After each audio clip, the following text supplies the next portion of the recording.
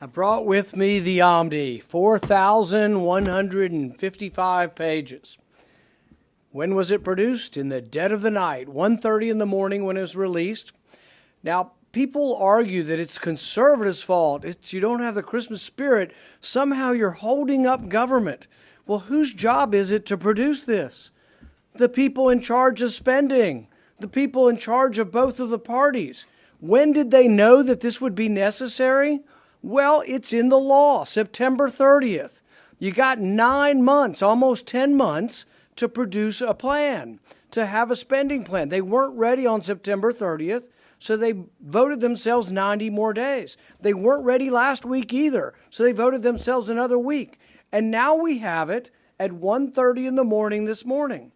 But what's the clamor? The clamor is to vote. Vote now. Let's get it done. Why are you standing in the way of spending?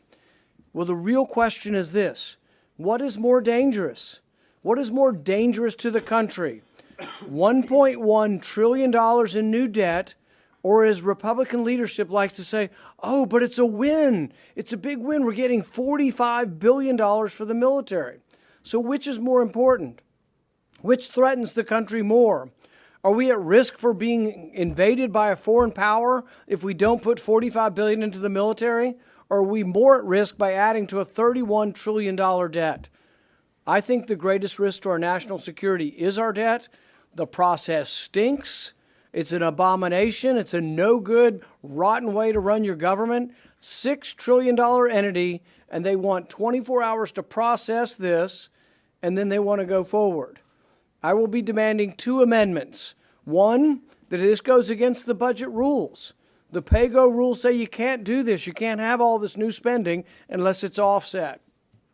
We will also be demanding that the pay-go rules are increased. Instead of taking 60 votes to evade the rules, we're going to ask that it be a 2/3 vote to evade the rules.